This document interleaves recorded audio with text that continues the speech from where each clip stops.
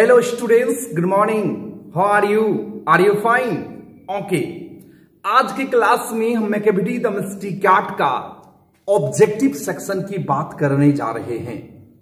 मेरे प्यारे बच्चों, ध्यान रखिएगा, मैकेबिटी द मिस्टी कैट का जो पोइम है उस पोइम के एक्सप्लेनेशन अगर अभी तक आप नहीं देखे हैं तो जाके अवश्य देखिए। 2 पार्ट्स में दिया गया है, पार्ट 1 और पार्ट 2। अवश्य जाके देखिए मैकेबिटी द मिस्टी कैट के पोइम का एक्सप्लेनेशन। यदि एक्सप्लेनेशन आप अभी तक नहीं सुने हैं, नहीं समझे हैं, तो ये क्लास में आपको कोई लाभ नहीं मिलेगा। इसलिए मेरे प्यारे बच्चों, यदि आप मैकेबिटी द मिस्टी कैट के पोइम का एक्सप्लेनेशन अगर नहीं सुने हैं, नहीं समझे हैं, तो ये ऑब्जेक्टिव क्वेश्चन आपसे नहीं बनेगा। तो आइए हम शुरुआत करते हैं। तो मैकेबिटी द मिस्टी कैट का आज हम VVI objective questions and answer देखेंगे, जो ये पोएट्री सेक्शन का 7वां चैप्टर है। तो आइए मेरे प्यारे बच्चों शुरुआत करते हैं। मैकेबिटी द मिस्टी कैट के ऑब्जेक्टिव सेक्शन की चर्चा आज हम लोग करेंगे। आइए मेरे प्यारे बच्चों, आप सामने में बुक ऑन करके रखिए। आप पहला क्वेश्चन आप सामने रखिए, आप पढ़िए एक बार क्या लिखा हुआ है। जल्दी कीजिए, आप बुक में पढ़िए, बुक में पढ़िए, बुक सामने रखिए। ओके, चलिए पढ़ लिए, चले गुड। क्वेश्चन है, फर्स्ट क्वेश्चन है, Macavity the Misty cat is composed by. मेरे प्यारे बच्चों, क्वेश्चन को ध्यान से समझना है कि मैकेबिटी द मिस्टी कैट जो है वह कंपोज किया गया, लिखा गया है किसके द्वारा? मैकेबिटी द मिस्टी कैट जो पोइम है ये किसके द्वारा लिखा गया है? W.H. उडेन के द्वारा, जॉन डाउन के द्वारा, T.S. एलियट के द्वारा, जॉन किट्स के द्वारा। जल्दी बोलो मेरे प्यारे बच्चों, जल्दी बोलो। सही जवाब जॉन T.S. एलियट के द्वारा, राइट ऑप्शन सी। गुड। अगला क्वेश्चन देखिए, T.S. Eliot is compose the poem. मेरे प्यारे बच्चों, T.S. एलियट जो कवि है वह कौन सा कविता लिखे हैं? एन एपिटाफ लिखे हैं, टू ऑटम लिखे हैं, फायर हिम लिखे हैं, मैकेबिटी द मिस्टी कैट लिखे हैं। जल्दी बोलिए। चलिए, राइट ऑप्शन आपका डी होगा। गुड, आगे बढ़ते हैं। चलिए थर्ड क्वेश्चन देखते हैं, the best known poems of T.S. Eliot. T.S. Eliot का सबसे खूबसूरत कविता इन 4 ऑप्शन में से कौन है? तो मेरे प्यारे बच्चों, वह द वेस्टलैंड है। क्या है भाई? द वेस्टलैंड है। ये 3 में से कोई भी नहीं है, यह द वेस्टलैंड है जो T.S. एलियट का पोइम है, T.S. एलियट की रचना है। आइए मित्र बात करते हैं अगला क्वेश्चन। तो अगला, मैकेबिटी इज कॉल्ड, मैकेबिटी को कहा जाता है। क्या कहा जाता है? तो आपको याद होगा, यदि आप पढ़े होंगे तो मैकेबिटी द मिस्टी कैट का जो पोइम है उसकी फर्स्ट लाइन है, Macavity the Misty cat he is called the hidden paw. उसे छुपा हुआ रुस्तम कहा जाता है, द हिडन पॉ कहा जाता है। याद रहेगा भाई। चलिए आगे बढ़ते हैं। मैकेबिटी इज एन, मैकेबिटी क्या है? एक रेड कैट है, ऑर्डिनरी कैट है, डॉग है, या आउटलॉ एक अपराधी है, एक क्रिमिनल है, एक क्राइम करने वाला व्यक्ति है। तो आपका राइट ऑप्शन होगा आउटलॉ है। चलिए गुड, आगे बढ़ते हैं। अगला क्वेश्चन देखते हैं, द पोइट कंपेयर्स मैकेबिटी टू, मैकेबिटी की तुलना किससे किया है? कवि ने पोइम के अंतिम लाइन में कवि ने चर्चा किया है कि मैकेबिटी जो है उसी तरह का क्राइम करता है जिस तरह नेपोलियन का क्राइम था, उसी तरह मैकेबिटी का भी है। तो मैकेबिटी की तुलना जो है एक नेपोलियन से किया है, नो इंडियन से, नो अमेरिकन से, नो रूसियन से, किससे किया है? नेपोलियन से किया है। चलिए मेरे प्यारे बच्चों, अगला क्वेश्चन देखते हैं, मैकेबिटी इज ए, मैकेबिटी एक क्या है? डॉग है, लायन है, रेट है कि कैट है? एक बिल्ली है। मैकेबिटी एक बिल्ली प्रजाति का है। ओके, आगे बढ़ते हैं। अगला क्वेश्चन देखते हैं कि dash is from his collection called all poems book of practical cat. मतलब इन 4 ऑप्शन में से ऐसा कौन सा कविता है जो all poem book of practical cat से वह कविता लिया गया है? एन एपिटाफ है, टू ऑटम है, फायरहाइम है या मैकेविटी द मिस्टी कैट है? तो क्या है मेरे प्यारे बच्चों, जल्दी बोलो, जल्दी बोलो। Macavity the Misty cat, right option D. चलिए गुड, आगे बढ़ते हैं। Dash is a ginger cat, कौन गिंगर कैट है? तो आपने पढ़े हैं वह मैकेविटी जो है वह गिंगर कैट है। चलिए गुड, आगे बढ़ते हैं। चलिए अगला क्वेश्चन देखते हैं 10 नंबर का। Who finds Macavity lazy and half asleep? कौन पाया, कौन खोजा कि मैकेविटी जो है आधा सोया हुआ रहता है, लेजी होता है? यह बात किसने कहा है? यह बात कहा है टी.एस. एलियट ने, राइट ऑप्शन सी।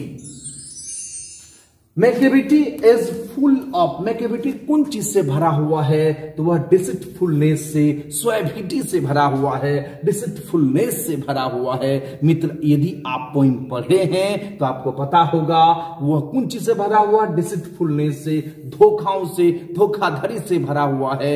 हर जगह वह कपटी है, छल कपट करता है, लोगों को ठगता है। कौन? मैकेविटी। तो कौन चीज से भरा हुआ है? डिसिटफुलनेस से भरा हुआ है, राइट ऑप्शन सी। अगला क्वेश्चन देखिए 12 नंबर का। Dash is A master of criminal, कौन इसमें मास्टर ऑफ क्रिमिनल है? रेट है, रामाभीटी है, पेभेभीटी है कि मैकेविटी है? तो राइट ऑप्शन आपका ए होगा, मैकेविटी है। चलिए अगला क्वेश्चन देखिए। Macavity is the bafflement of, Macavity जो है वो किसको बेफलमेंट कर देता है, घबरा देता है, परेशान करता है? The Scotland yard, right option आपका ए होगा। कोई दिक्कत मेरे प्यारे बच्चों? चलो गुड। कहता Macavity moves like a, Macavity की जो सिर होता है वह घूमता है, किसकी तरह घूमता है? जल्दी बोलो, किसकी तरह घूमता है? डॉग की तरह, स्नेक की तरह, कैट की तरह या कॉ की तरह? जल्दी बोलो, जल्दी बोलो। स्नेक की तरफ, सही जवाब, राइट ऑप्शन बी। चलिए, who can be found in the basement? कहता है कि हु कैन बी फाउंड, किसे खोजा जा सकता है बेसमेंट में? बेसमेंट में किसे खोजा जा सकता है? तो आपने देखे थे टी.एस. एलियट ने बताया था कि चाहे तुम उसे बेसमेंट में खोज लो, चाहे तुम हवा में खोज लो, मैकेविटी नहीं मिलने वाला है। आपका राइट ऑप्शन, जल्दी बोलो, सही जवाब राइट ऑप्शन होगा ए, मैकेविटी। चलिए गुड। कहता है टी.एस. Eliot belongs to dash and final settled in dash. टी.एस. एलियट जो है वह कहां से बिलोंग करते हैं और आगे चल के वह कहां जाके बस गए? तो मेरे प्यारे बच्चों आपको पता होगा कि वह अमेरिका में उसका जन्म हुआ है, लेकिन इंग्लैंड में जाके सेटल हो गया। राइट ऑप्शन आपका क्या होगा मेरे प्यारे बच्चों? डी होगा। चलो गुड, आगे बढ़ते हैं। अगला क्वेश्चन देखिए। He was awarded Nobel prize for literature in, जल्दी बोलो कि टी.एस. एलियट को साहित्य के क्षेत्र में नोबेल प्राइज दिया गया, वह कौन सा वर्ष था? जल्दी बोलो मेरे प्यारे बच्चों। 1948 था, 47 था, 46 था, 45 था? जल्दी बोलो, जल्दी बोलो। चलो good good, A, right option A होगा। चलो आगे बढ़ते हैं। Macavity is said to be a dash in flying shape, Macavity को कहा जाता है एक बिल्ली के रूप में, क्या कहा जाता है? तो एक बिल्ली के रूप में एक बुरी आत्मा कहा जाता है, फ्रेंड कहा जाता है। राइट ऑप्शन आपका बी होगा। चलो गुड, आगे बढ़ते हैं। He is called the bafflement for, मतलब जो है बेफलमेंट किसके लिए घबराहट का चीज है? कौन घबरा जाता है? किसके लिए घबराहट है? मतलब मैकेविटी किसको घबरा देता है? तो वो है स्कॉटलैंड यार्ड को घबरा देता है। राइट ऑप्शन आपका डी होगा। चलो गुड मेरे प्यारे बच्चों, आगे बढ़ते हैं। What is Scotland yard? Scotland yard क्या है? तो हेडक्वार्टर ऑफ लंदन पुलिस है, headquarter of London police. Right option आपका बी होगा। चलो गुड, आगे देखते हैं। Macavity breaks every human law even he breaks the law of gravity. कहता है मैकेविटी मनुष्य के मानवीय कानून को तोड़ा है, इतना ही नहीं वह ग्रेविटी के नियम को भी तोड़ा है, ग्रेविटी के नियम को भी तोड़ा। राइट ऑप्शन आपका सी होगा। कहता व्हाट आर मंजूजुरी and greedy bond mention by the poet. मंजूजुरी और ग्रीडी बॉन्ड जो है ये मेंशन किया गया है। तो ये ग्रीडी बॉन्ड और मंजूजुरी जो है वह क्या है, क्या मतलब इस कविता में कवि ने किस रूप में इस लोग को प्रस्तुत किया है। तो वह प्रस्तुत किया, उन्होंने कहा है ये काल्पनिक, मतलब ये भी मंजूजुरी और ग्रीडी बॉन्ड भी जो है वो भी एक काल्पनिक रूप से एक बिल्ली है, मैकबेटी की तरह ये भी वर्क करता है, अर्थात फैक्शनल कैरेक्टर लाइक कैट, एक बिल्ली की तरह ये भी होता है। कौन भाई? मंजूजुरी और ग्रीडी बॉन्ड। चलिए आगे बढ़ते हैं, अगला क्वेश्चन देखते हैं। Who is responsible for every crime that takes place in London. मतलब लंदन में कोई भी घटना होती है, कोई भी क्राइम होता है, इसका कौन रिस्पॉन्सिबल है? तो आपके कवि ने कहा है वह मैकबेटी रिस्पॉन्सिबल है। राइट ऑप्शन आपका बी। चलिए मेरे प्यारे बच्चों, 23 ऑब्जेक्टिव को आप बढ़िया से एक बार रीडिंग देंगे।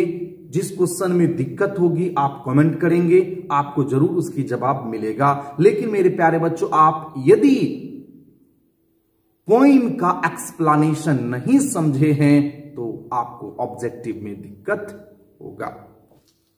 चलिए आगे बढ़ते हैं। अब देखेंगे हम लोग मैकबेटी द मिस्टिक कैट का एक्सप्लेनेशन। क्या पढ़ेंगे मेरे प्यारे बच्चों? एक्सप्लेनेशन। आपको एक्सप्लेनेशन के बारे में चर्चा किया गया है। अब बहुत सारे एक्सप्लेनेशन आप क्लास में रिमेंबर भी किए हो, तो मुझे समझाने की जरूरत नहीं है कि एक्सप्लेनेशन क्या है। आइए मेरे प्यारे बच्चों देखते हैं इसका फर्स्ट क्वेश्चन एक्सप्लेनेशन का। कहता है Macavity there is no one like Macavity, he is broken every human law, he breaks the law of gravity. His powers of limitation would make a fakir stare, and when you reach the scene of crime, McBeatty is not there. मेरे प्यारे बच्चों, ये poem का line है और इस poem के line का आपको इसकी मीनिंग लिखना है, इसकी अर्थ लिखना है। हो जाएगा, आपको बताया गया एक्सप्लेनेशन कैसे लिखना है। अगर आपको पोइम की जानकारी हो जाए कि ये किस पोइम का लाइन है तो आपको कैसे लिखना है, ये क्लास में आपको चर्चा किया गया था। मेरे प्यारे बच्चों, आपने किए हो इसलिए आपको पता होगा, ज्यादा मुझे बोलने या कहने की जरूरत नहीं है, यह सब चीज आपको ऑलरेडी याद होगा। चलिए एक बार देख लेते हैं। These lines have been taken from a beautiful poem Macavity the mystic cat. ये जो लाइन है, ये जो प्रस्तुत पंक्तियां हैं, ये पंक्तियां मैकबेटी द मिस्टिक कैट की कविताएं से लिया गया है। इट हैज बीन कंपोज्ड, ये लिखा गया यह लाइन टी.एस. इलियट के द्वारा। चूंकि एक्सप्लेनेशन की चर्चा हम क्लास में बहुत खूबसूरत तरीकों से किए हैं, इसलिए इस पर हम कोई टाइम आपको इन्वेस्ट नहीं किए, केवल आपको हम चर्चा कर रहे हैं। आइए इस लाइन का, ये जो लाइन है, इस लाइन का नीचे में मीनिंग दिया हुआ है हियर। यहां से आप पैराग्राफ चेंज कीजिएगा और लिखिएगा इसका मीनिंग। द पोइट सेज, यहां कवि कहते हैं कि व्हेन मैकबेटी डज क्राइम का, यहां कवि कहते हैं कि जब मैकबेटी क्राइम करता है, ही नेवर स्टे देयर, वो कभी भी उस जगह पर नहीं रुकता है। No other cat is like Macavity, Macavity की तरह कोई दूसरा बिल्ली नहीं है। Macavity has broken every human law, Macavity जो है मनुष्य के सारे नियमों को तोड़ा है।